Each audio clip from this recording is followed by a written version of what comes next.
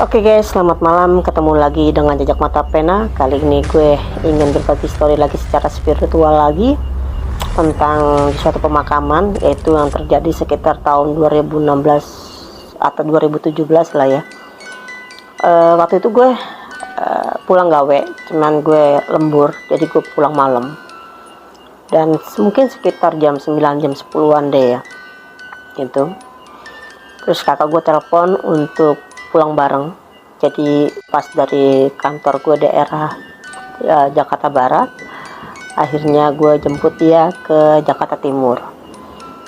Dan ketika gue jemput kakak gue ini, memang kebetulan kakak gue lagi tidak dijemput sama suaminya, karena jadi akhirnya minta bareng gue, dan gue ini memang berkendara kalau ke kantor kemanapun ya pakai motor ya. Akhirnya gue jemput dia pakai motor. Terus dalam perjalanan kita itu kurang lebih sekitar 1 jaman lah ya, 1 jaman. Nah, sebenarnya ada 2 jalur jalan ya untuk menuju ke arah rumah gue ini. Dan salah satunya itu jalan yang memang menuju jalan rayanya, dan kalau yang satu ini kayak jalan tikusnya lah, jalan alternatifnya yang kalau menghindari macet ya. Kemudian gue tidak melewati jalan rayanya, jalan utamanya. Gue ambil jalan alternatifnya. Nah, memang kalau malam jalur itu terkenal sepi, gelap ya. Memang masih banyak juga perpohonan-pohonan yang tinggi-tinggi, dan kemudian juga banyak suatu kejadian-kejadian yang di sana secara nyata atau tidak nyata, karena saking tengah malamnya itu udah sepi banget gitu ya. Dan pas gue lewat sana, gue pikir itu juga masih sekitar belum lewat tengah malam, jadi gue masih berani lah lewat situ, karena memang secara mitosnya atau gue dengar beritanya setiap jam 12 ke atas itu udah mulai agak sepi banget, dan jarang ada yang berani lewat situ, pasti akan lari ke jalan utama.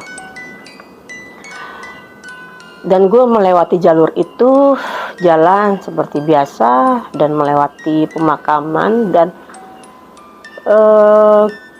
pas mau ke arah pintu masuk pemakaman ini, di depan gue itu memang ada pengendara motor juga gitu ya, pengendara motor yang memang samping kanan itu kayak ada tas yang kayak keranjang tas gitu bentuknya. Terus gue jalan aja gitu, maksud hati gue tuh nggak ada kepikiran mau mengikuti dia ya gitu ya, tapi memang jalur gue jalan aja gitu. Tanpa tidak disadari, ternyata gue mengikuti jalurnya dia. Dan ketika gue mengikuti jalurnya dia tanpa gue sadari, dia itu masuk ke dalam pemakaman.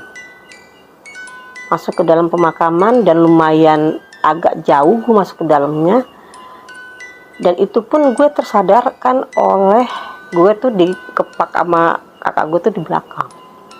Saking dia, karena dia takut. Dan itu gue tersadar, ngapain kesini? Itu tadi gue ngikutin orang, maksud gue belok kiri, gue bilang gitu kan.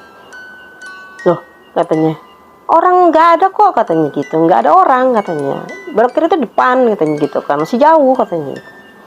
Enggak, gue tadi ngeliat itu orang belok kiri, terus gue pikir kita menjalur belok kiri gitu ya. Tanpa gue sadarin nggak masuk akal juga ya, ngapain gue belok kiri ya, padahal kan gue harusnya lurus gitu kan, nggak usah belok kiri juga, gue ngapain gitu ya.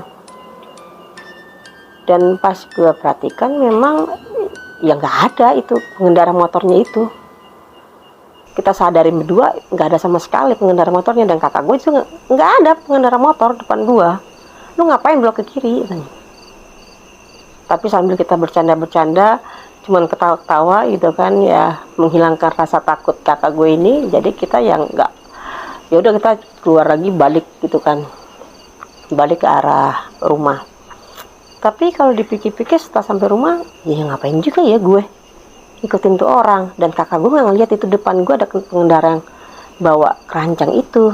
Dia nggak ngeliat sama sekali gitu ya. Sampai sekarang pun yang gue nggak tahu itu apa dan gimana maksudnya, karena memang sepi, notabene jalannya sepi, gelap juga, terus masuk ke dalam juga sepi, nggak ada orang sama sekali gitu kan. Yang dia lihat ya, yang gue lihat dia nggak ngeliat. Itulah story gue pada saat di salah satu pemakaman dekat rumah gue. Nantikan lagi story gue tentang jembatan yang ada mitosnya juga, yaitu daerah jembatan Transyogi. Jadi tunggu lagi ya cerita dari Jejak Mata Pena. Jangan lupa like, subscribe, dan komen. Thank you. Assalamualaikum warahmatullahi wabarakatuh.